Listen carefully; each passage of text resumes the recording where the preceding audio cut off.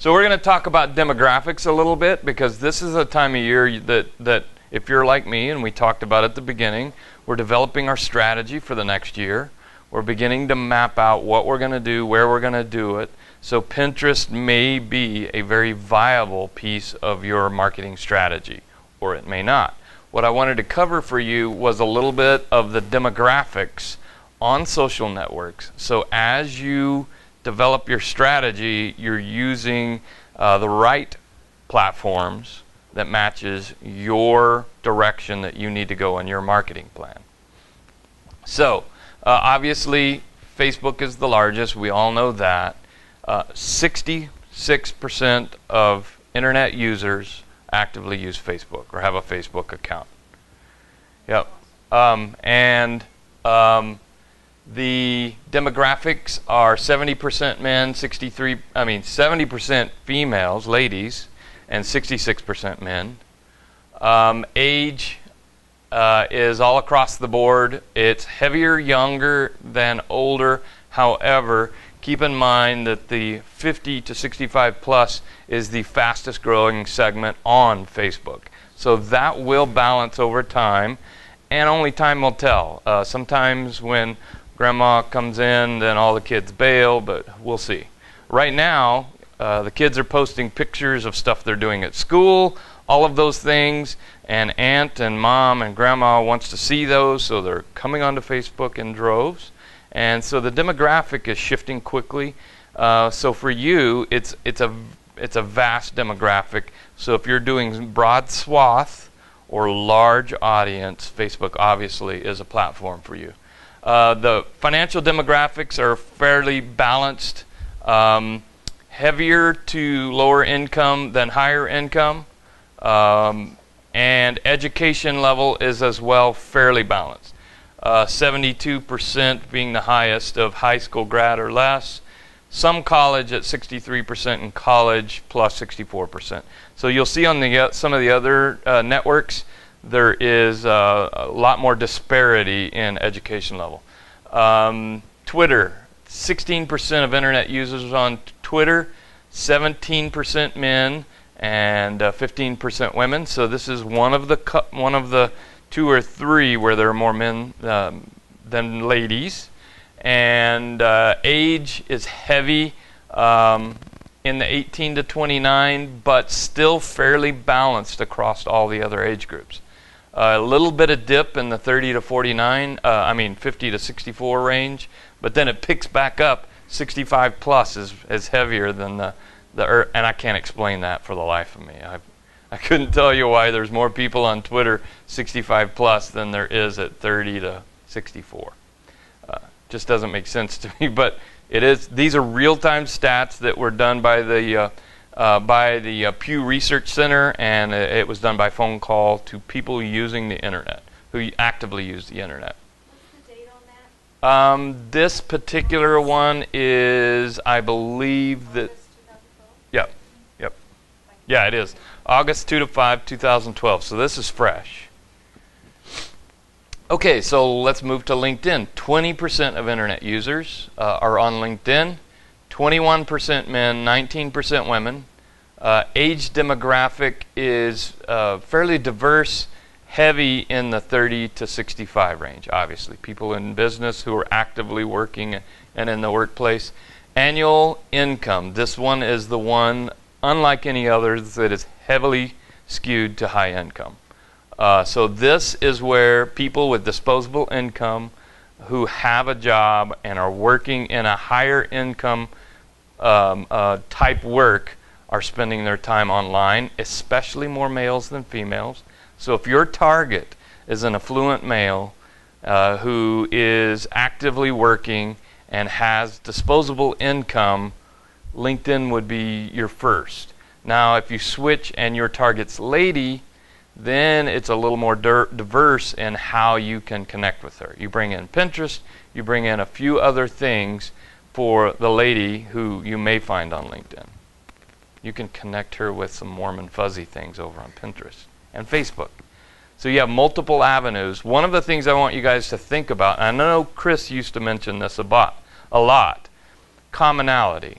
So if I'm connected to a potential client on Pinterest, and I'm also connected to them on LinkedIn, and I'm also connected to them on Twitter and Facebook, the chances are greater that I'm going to have more influence with that person. So find commonalities and work within the context of that on businesses and companies that you would like to develop for the future. So again, 75,000 plus is the highest income for LinkedIn, and I think that's need a little more broad diversification of incomes to really define that well, but higher income. Education level, college plus is off the charts compared to the rest of the other social channels. Very low on people who didn't graduate, and some college is less than half of college plus. Pinterest, 12% of internet users are on Pinterest. So that has grown from 7% earlier in the year. So literally, that's a big shift when you think of all internet users. And that's a fast shift. So this is a very fast-growing social network. And it is 19% women. 19% of women who use the internet are on Pinterest. And 5% of men who use the internet are on Pinterest. So big audience of ladies. The age is fairly balanced from 18 to 65. No huge shifts there up and down. Annual income is all over the place, varied, and oddly enough, more in the college and college plus on Pinterest. High school grad or less is almost half of the other two. So I would say a little bit more affluent audience who is more involved, and obviously the content, you define it as people who care about food, clothes, pretty things, etc. Or how-to. I use it for how-to a lot. There's some fabulous photography how-to on Pinterest that I use all the time. Okay, so Instagram. If you're not using it, maybe you should. It has potential. Again, if it's where your audience is. The audience is, I would say, split men and women, 11 and 12%, 12% overall internet use. Age demographic, very young, 18 to 29 is where the heart of Instagram is. Annual income is fairly mixed, which is odd because of the 18 to that would disagree with the 18 to 29-year-old being the primary, but who knows? Education level is more affluent as well, so that agrees with the income level. So 18 to 29-year-old highly successful people are using Instagram. So that would be, Connie, somebody who would want to do a fairly advanced high-end wedding. So they're successful, they have a job, they probably are looking for a house because, again, if they're in this platform, you can see from here that they are heavy. 75,000 plus is the highest demographic. And again, with the age group, 18 to 29, that's some young, successful people, I would say for sure, according to the other platform demographics. So, potential wedding, potential home buyers using Instagram. It's all photos. Yeah, it's nothing but photos, and it just allows you to do artistic things to those photos, and it basically marries itself to Facebook, so you're pushing that content over to Facebook or Twitter. Again, strategy, if you don't have a visual product, it's going to be more difficult, but you could make it a stretch. I think there's better platforms for Karen in mortgage, but it might be a really good one to combine with Pinterest for Connie, I would say. Yeah, just my opinion. You can say, just ignore Mike. He doesn't know what he's talking about. Age demographic, I'm going to jump over to Tumblr because that's what we're going to talk about next. So again, only 5% of the public using Tumblr, but it's growing very fast. It's one of the other fastest growing social networks. And I kind of won't call it a social network. Let's just call it a platform because it's a little bit different. The women are substantially higher than the men on this one as well, 7% to 4%. Age demographic, 18 to 29. It is a young man and woman's platform. So again, if that is your target, if that is your potential audience, you certainly should be involved on Tumblr. Annual income is fairly diverse, more lower income than higher income. And I'll explain a little bit of why that is later. And then education level is fairly mixed, heavy in some college, and that makes sense because this is a very heavy college people in college actively using Tumblr, and College Plus being the next highest percentage. So all of this, again, we'll put the slideshow up, and it's the link. I've got the link here to the blog that had all these demographics on it. So you can go and explore that. The key is that you're developing a strategy based on where you know the right audience is for you versus necessarily where you like to have fun. Oh, man. So social media should be fun, and you should make it fun. But when it comes to work, what? We got to be serious about work. We got to be serious about strategy. So our strategy time, we need to separate from our fun time. So fun time is for whenever. Business time, we're going to get our ducks in a row, be on the right platform, and using that platform correctly. All right. Another layout for demographics, and the blue bars here represent internet use and age groups. So heavy internet use in the 25 to 44 range, the heaviest internet use, which you would think, well, no, how does that work? But again, we're all using the internet while our kids are at school, not using the internet. So our daily use and consumption of internet, including mobile device now, is higher, substantially higher than what our kids is. But on Tumblr, again, the scale pushes back, and 12 to 17 and 18 to 24 and 25 to 34. So you could say from 12 to 34 years old is the demographic that is the core of Tumblr. Okay, let's jump to the platform.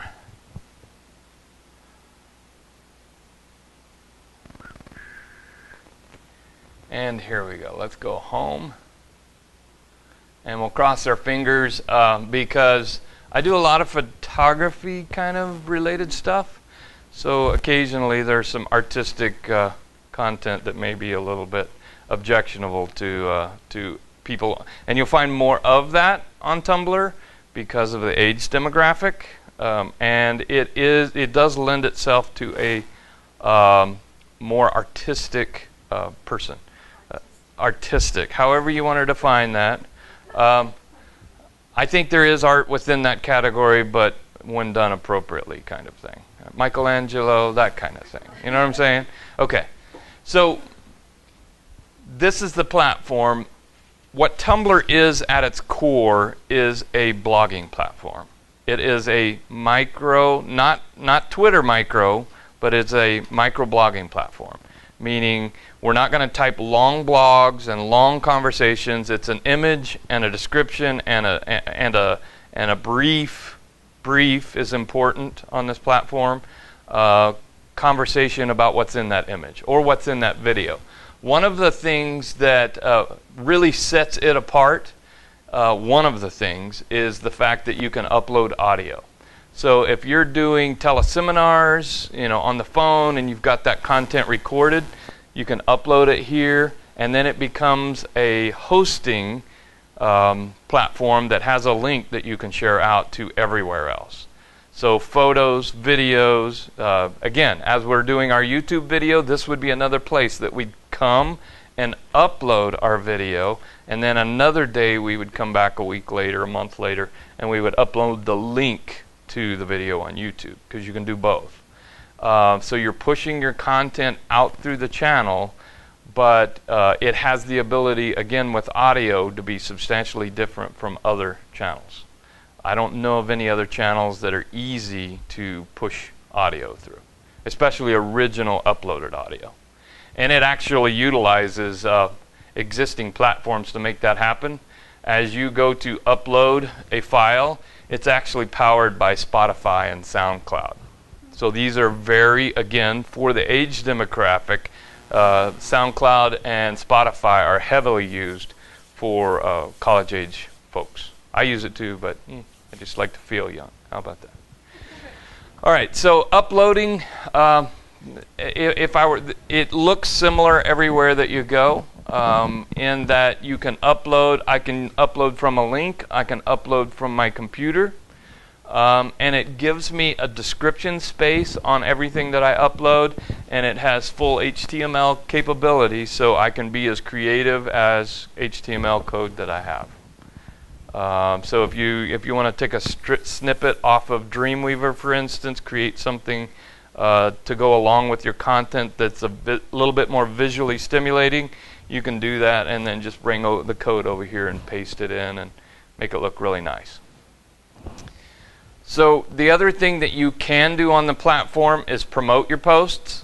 To pin the post to the top, it's $5, and to highlight the post, it's $2. So you can pay for promotion on Tumblr.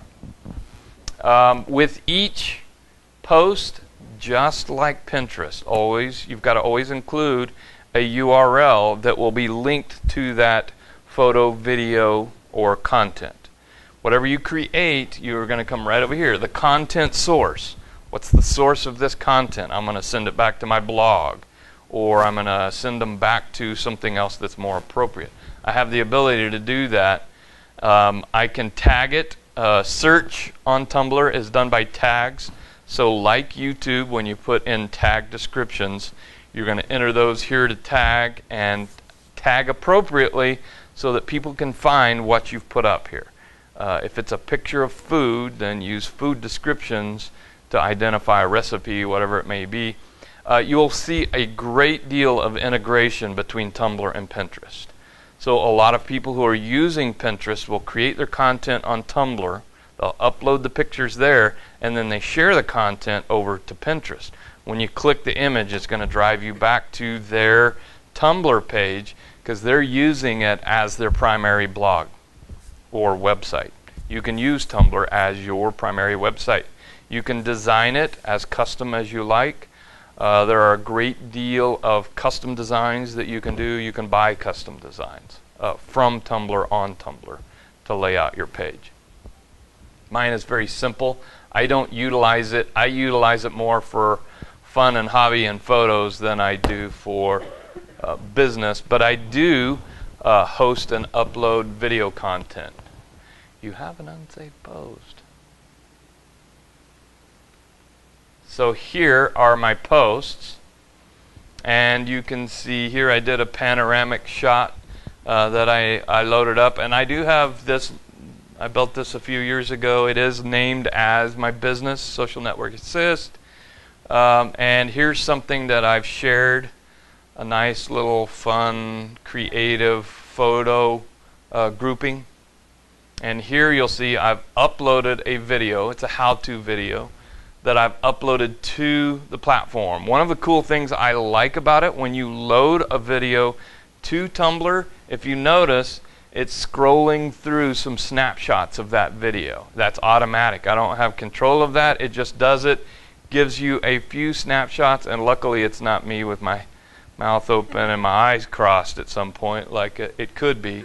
But that's a how-to video. Right here is a how-to video from YouTube. So this is a link uploaded here. This is actually a file that I uploaded to the Tumblr platform. So you can see the difference in how they present. That's why it's the same on Facebook. When you load a video to Facebook, you get something, you load a link to Facebook, you get something comparable to this. When you actually load the video, you get something more comparable to this. So they obviously are going to highlight content that you've loaded to their platform. It's going to be bigger, it's going to be more robust, it's going to be more attractional to people who are on the platform.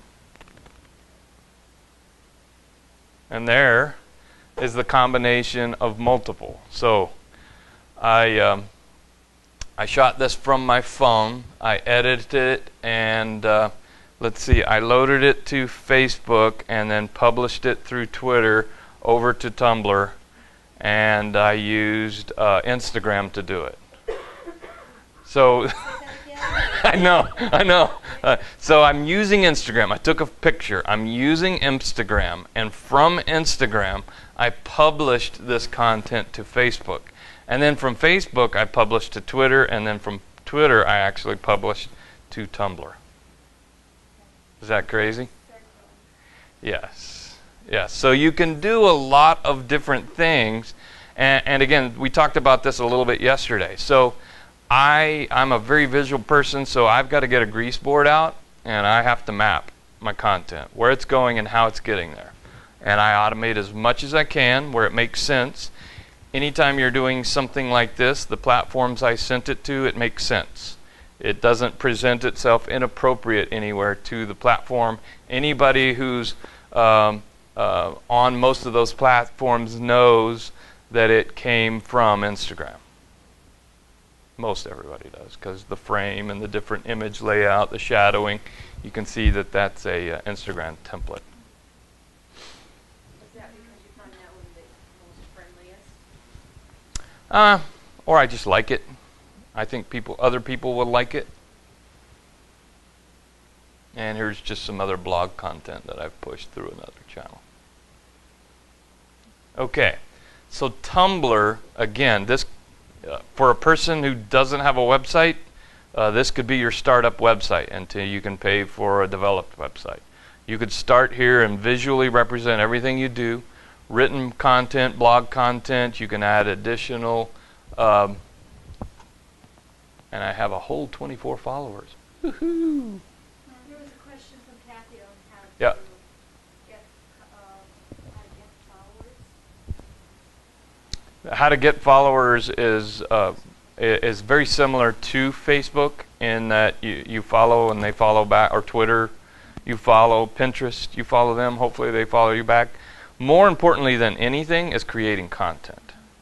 If you will consistently create content on any platform, if you have desirable content, people will follow you. They will see it, they'll see it on a friend's page, they'll see it somewhere, and they will follow your content. Desirable content is important, though. That class is coming soon. Desirable content. We're doing content in general. Yes. Is it okay, Tina, if we talk about your business and whether it's a good idea to do a Tumblr account while you're waiting for your company? Sure. You want to explain that, or want me to do it? Go ahead. Okay. No, I get it. Well, okay. Go ahead, and then I'll pitch in. So you're asking. Well, we talked about the fact that you're selling for a company, and that company is going to be having a landing page for you in January sometime. Correct. Hopefully earlier. Meanwhile, it might be a good idea for you to have a Facebook business page, and then where would you send those contacts for more information? And maybe it could be Tumblr. Could be. You could do a number of things. You could do a Tumblr blogging site. You could do a Blogger blogging site. All of these are free.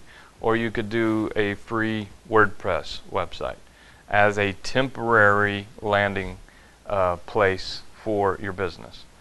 What I would suggest is that you find a cool and unique URL, whatever, Joe's Solar, whatever you decide that's going to be, and then you redirect that URL and you use that as your primary URL, so even when you get a landing page, you can reassign it to that landing page. So for now, if you pointed that URL at Tumblr, at your Tumblr page, when people went there, they would land on your Tumblr website, or your Blogger website, or your WordPress website.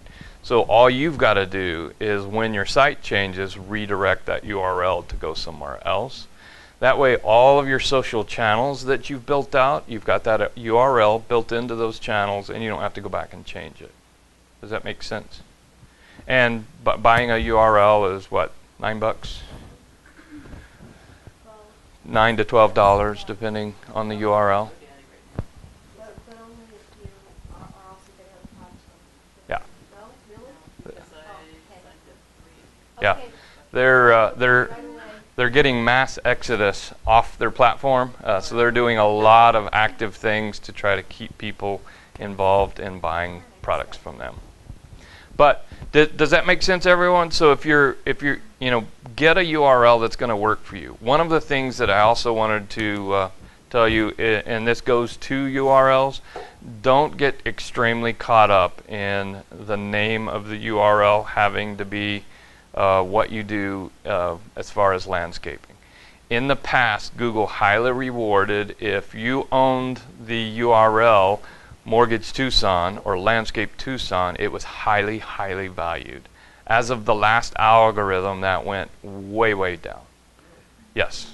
So if you own Computer Tucson, if you own, all of those things went way down with the last algorithm change. Because why should somebody who just bought the coolest URL be valued over somebody who does great business? Google's always about who's good at what they do and who do other people brag on and are good at what they do, and who do other people share to their network of friends saying, you got to try my friend Steve, he's great at computer. That has more value now than just a great URL name. But Yes? do you still want to have your keywords in your URL possible? Yes, but not at the expense of it being long. The most important thing with a URL at this point is that it's short enough to be remembered. So it's... Page title's still important, though? You put it up. All of that is very important, Steve. Page title. Yeah. It could change, so, but as of now, it's valued, but nowhere near as valued as it used to be. So get a URL that makes sense. It's easy for people to read. Don't make it like mine that's too hard to type and everybody mistypes it, okay? My social network assist. Online Biz Smarts is pretty easy, except I always put an S in there accidentally, and somehow I hit that button. But simple, easy to remember is more important than basically keywording a URL. You own it, it's yours, make everything go there, because what is valued is an old URL. If you've had one for a long time, or you get one from somebody that's been up and running for a long period of time, age, it's like wine, you know, age is more valuable than something new that fits Tucson marketing professionals. Okay, anyway, so let's look here. You can create sub-blogs. So you can have, I'm going to do my business, but I have a hobby or something else, or I have a business that does 6 different things. I can create multiple sub-blogs, but they aren't as dynamic as the primary page or as searchable. They are searchable, but not as much. I'm going to go into my profile.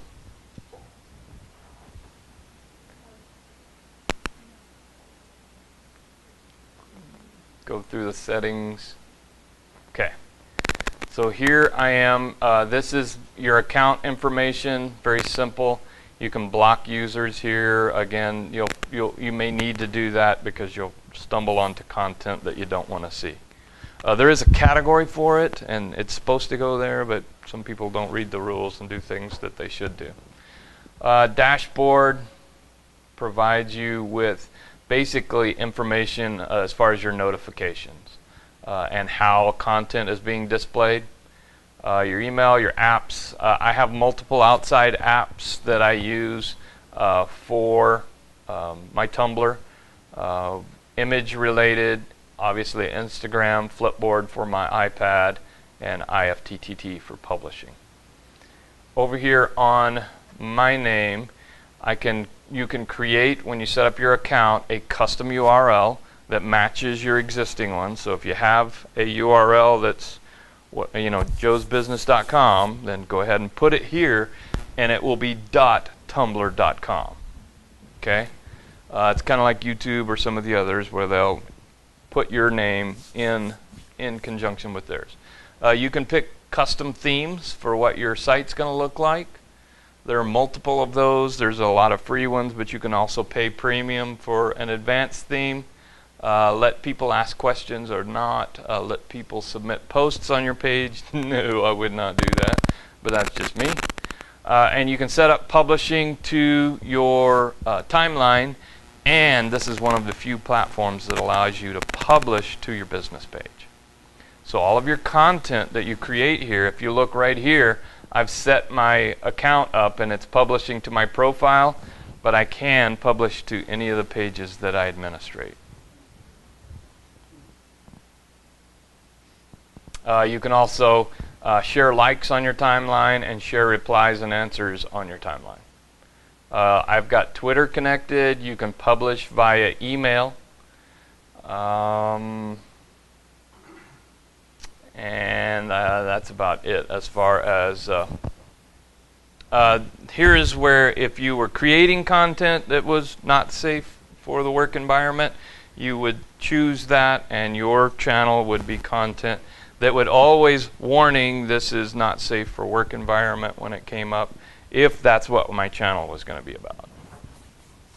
But not so much for me. Okay, so as far as Tumblr, what are your thoughts and questions? I don't think I covered. This is my news feed. So everything that's there is people who I'm friends with or I'm following. So again, mostly it's photography, artwork, etc. Okay, more nearly naked boys. Okay. I have a question. Yes. RSS feed. Mm-hmm. How would that work with Tumblr? Tumblr is RSS friendly, so you can take your URL and it will function as a feed on most feed sites. So that people can sign up for RSS feed under Tumblr? You know, I haven't tried, but let's take a peek. Let's go to somebody else's page. One thing I was reading recently. Please don't be anything else inappropriate. Go ahead. I want to see if you read this. Yeah. Okay. So I can So subscribe. someone wants- okay. I can hit the RSS feed to his page, and you also have the option of randomizing, archive RSS, or talk to me. So you can start a conversation. Yeah. with that person. He's also on Behance, so he's artistic photography, something to do with technical, artistic type work. So one thing I was reading recently is that everybody still feels that RSS feed is important to have on your blog, but that most people don't read what they get fed on RSS. I would say that's And so not That's to probably depend on true. that, and instead make sure that you're building your email list. Absolutely. That on your homepage No question. you're building to be capturing emails over trying to encourage people to sign up for your RSS. absolutely. So that, Yeah. that was really interesting. And Yeah. it's true because I never check my feed. Unless I need some content, Yeah, that's what my that's feed is true. set up for. I'll go over and jump into my RSS and glean through it and get some fresh content. I use Google Reader. I also use Google to capture email. So you can use their feed burner to embed into your page and capture emails off of your feed. Dale's absolutely right. If you want to get people reading your blog, there's a better chance you're going to increase your odds if they can subscribe via email. Make sure that's on your site if you're writing blog content and you're pushing it up. Any other questions for Tumblr? How about ideas of how you can utilize it? Love some. Okay. So there's two ways that you can go about this. If it's your audience, if this is your target, your target is college-age students, more artistic than not, then it's a platform you need to engage on. If it's not that kind of target for you, then you would utilize it as a content storage site. So audio, video, photography, pictures of your work, each post that you create has a unique link. So it has a nice, big, robust visual delivery, larger than Facebook, So you can upload a great picture, for instance, of a landscape job that you did. And it can be a great photo hosting site for you to utilize that has great RSS ability. It's highly searchable, and then you can just take that link, publish it in other articles, take the link and publish it to Facebook and so on and so forth to utilize a great storage of photo, video, and audio of your content. It sounds like for most of us that it doesn't have our markets. Except for Connie. Except for Connie. She's actually thinking to me that they'd be too young. Yeah. Little bit. Yeah. We're Those people yeah. are going to stick with it maybe and get older. So it's That very well may happen. probably going to get older Yeah. over time. As the speed of growth, and it's that new that it hasn't had time to develop and get into the 35 and 40 demographic. So you have to watch it, but it would be where future brides are for sure spending some time at this point. So for the rest of us, for most of us, it's a place to put How- content. How's content? Easily connect content. That's easy to share. Yesterday we talked about Tumblr versus WordPress. That would be better. Yeah, I mean, realistically, WordPress by far is going to be a better platform. It's more searchable. You're going to be able to do more varieties of content. The only thing that would be harder to do, and I haven't looked for a plugin. I expect there's a WordPress plugin that would allow you to upload audio to a blog post. But that would be the only thing that would make Tumblr a better hosting platform. Yeah, you can do that. I've done that. Put audio on WordPress. Yeah. So the value would be, the trade-off would be, it's definitely easier. I mean, it's super easy to publish to Tumblr. I mean, it's like click, upload, copy, etc. So it's not quite as advanced as WordPress, but it's also not as searchable as WordPress. Yes. I was just having this idea here. In constant contact, you're only allowed 5 images unless you want to pay more to have more images. Is this a great place to store your images? Heck yeah. And then go get URL? Yeah, so you instead of uploading your images, you can load them all either to your WordPress hosting, which would be just as easy, or host them all on Tumblr and then just take the URL over. It's easier to put them up. I just put them I would say so, yeah. versus Super logging easy. into my Yep. WordPress and Yep. have to go into back end. Absolutely. So what I do with WordPress is I just go right to the library and I upload all my images. I don't wait for a blog post. And then I go right there and I copy the URL and put it into constant contact. Yeah, Because except that otherwise you I'd be another, I'm doing all that to save $5 a month. yeah, but except it seems like it's more steps. I mean, because that's what I've been doing Do too. you think that Tumblr's going to be less steps than WordPress? Maybe one. Yeah. Well, It just log on to your account. mhm. In user friendliness, I would say it's definitely simpler. You're not going to be able to do as much with it as you could with WordPress, but it's simple. Upload, done. You're going to describe it. What you're going to be able to add value to, now that I think about it, in WordPress, which is additional added value, is you're going to be able to change the tag of the photo and change the name of the photo and make it more SEO searchable if you put it on your WordPress site. So there's added value with doing it there, but it's not quite as easy. But once you've done it, 5 times, it becomes Well, not everybody has WordPress sure, sites. absolutely. So So if you don't have that ability for hosting, etc., Tumblr is a great avenue that you could utilize. I think, was it Angie when she talked a while back, talked about you could just have an account with Picasa, Photobucket, and those, and use those ones. Yep. Yeah, you can do that too. Real easy to use. Yeah, there's a massive amount of photo hosting sites that you can utilize. Definitely some of those are more searchable than others, and it's always going to be hard to beat a WordPress host. But I would say your photo buckets and some of the others are highly, highly searchable as far as Google This searchability. helps you out because it also resides on your domain. Is that- Yeah, and typically it's content that's in agreement. Photos still have a great deal of search power. If they're described appropriately, keyword described and keyword labeled and keyword tagged, you have 3 ways to identify a photo in your WordPress site that says, for instance, something to do with mortgage.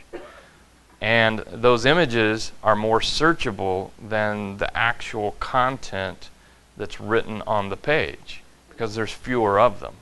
So if you're delivering, that's why you'll see in that search, sometimes those images or videos will pop up on page 1 because they've been really well tagged and really well utilized. People are sharing them out and using them all over the web for a VA loan. So if you take a photo of, and there's a bunch of them because I've searched them and used them for other the guys here in the building, VA loan, and it's maybe a military guy or not, and we renamed the photo name VA loan, and we tagged it VA loan, and we described it VA loan. Those get searched and used on blogs all over the world, and that is residing on your website. So you're gaining searchability with literally just loading photos to your blogging site. Website, blogging site. Okay. Any other Tumblrs? So as far as your strategy heading forward, as you're planning to the new year, take a look at the slides that we'll upload and make sure that you're targeting the right audience. So, for instance, Karen with mortgage, you have a lot of potential clients who is a smaller audience on LinkedIn than if you're trying to take the shotgun approach of Facebook. Plus, everybody's competing with you on Facebook.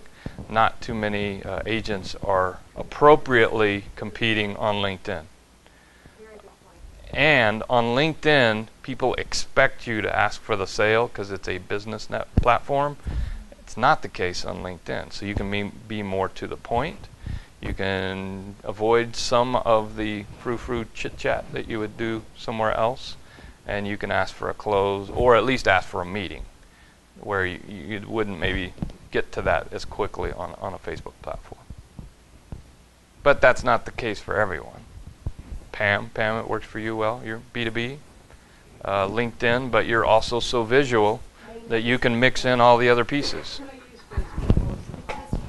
Because your businesses are so small. to work with. Yeah, and that makes a difference. Demographic, mom and pop, they're going to be on Facebook before they're going to be actively, as you saw in the income breakdown, more professional, large-scale business men and women on LinkedIn. Ha! Okay, well, you got to okay. You like my ugly sweatshirt? That was my ugly sweatshirt. I was looking at the bear. When you Yeah. turn around, I like the bear. I like that bear too. He looks comfortable. How about homeowners that have a young family that will be staying in their house for a while that may be interested in solar panels? Okay. I would say without a question, because they're a young family, they're probably very active on Facebook. She is probably very active on Pinterest. Because again, the demographic, especially the sharing of recipes and designing, so they may want to do a little remodel in their house. They may want to add solar to their house. They're investing in their house at this point. Maybe it's a starter or next step up. They're on those platforms for sure. I don't think beyond that I would go too far. They might be branching into LinkedIn. You'd have a higher chance of getting him on LinkedIn. But it would still be 50-50 mix for me, Facebook and LinkedIn, for a young professional versus a more mature professional. Solar, I would say Twitter and Google Plus.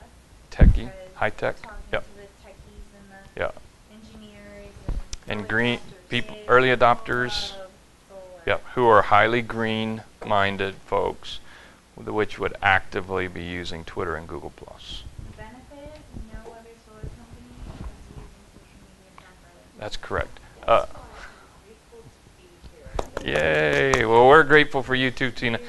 Google Plus is another great place to host photos because it's extremely searchable. You can throw that stuff on your Google Plus profile and push it out anywhere. Large, high-end graphics that are linked back to your business linking, back to your business profile on Google Plus. So you've got several platforms, I think, Tina, to choose from, if that's your target audience. I assume it is. Yeah. Start with the biggest, the one where most people are at, and then begin to branch into the others. But set them all up now, and all the rest of them. The value of having your URL on multiple platforms gives you a Google citation, if you do it correctly, that will raise your searchability of your website. Some people who are in our business who do SEO work do nothing more than go list your site on 100 different other sites. That in itself will boost your searchability by having those links back to your website. But they've got to be valuable platforms. Google said with the last algorithm, if it's junk, don't list it there. It's got to be searchable, viable website to be listed on. All right, you guys got your game plan? We have time for maybe one more question. Who's ignoring Jen? Jen? I'm not sure. I'm just trying to figure out how Tumblr and Pinterest and all that kind of work into this happening. Tumblr being a mini blog, yeah, that could work, but I'm not too sure how Pinterest. I would think there would be a lot of Pinterest people on Pinterest who are at the place where they're getting back into the work, want to get back in. So I know a lot of ladies that I run across all the time, and the kids are old enough that they're going to school now and they're ready to go back to work. And they're on Pinterest heavily. Content, so visual, but content. Well, you can use, so what would be highly useful to you, I see Elizabeth Stutzy from, that I introduced you to from Tucson College. Her content is really great because she talks about how-tos, resume writing, how to dress appropriately. So dress, my wife goes onto Pinterest boards and she's got the purse and the earrings and all of those different pieces. So you can, this is what a professional dressed interview would look like. So you can just go down the road of how to, because people are constantly looking at how do I dress myself for anything. How to write a resume, resume writing resources. You can do how-tos and then just snap, again, like you would on Facebook, an image that lends itself to the topic that you're talking about. And then you write the content over on your blog, and this is just some bait to get them there. You bet. Anybody else want an idea? Well, between all of us, we'll come up with some great ones. So always a clarity when you're wearing more than one hat. Like, I've got this duality where I'm mortgage banker, but I'm also managing director for eWomen Network. Mm-hmm. So, the part of the thing that I do, I mean, it just seems like I'm almost, I don't know. I mean, maybe that's more of a Dale question. Because I don't want to have two full sets and everything. No, if you can avoid it, I would say not. I would say you need for the network to have a page, but that doesn't necessarily have to be your primary content as a business page. You could use your profile to promote both, but the eWomen thing needs to have its own identity and social channels that somebody's working on. I think Dale. I don't know how that's working, but yeah. So each brand. So sometimes it's really tough. So I have customers of mine who have two very diverse product offerings, and there's always so what do? Do I put it under marketing, consulting, whatever, as an umbrella and push everything under it? or do I separate the two out so I'll get more searchability and SEO for identifying them with fewer keywords? Well, I've had, up until now, two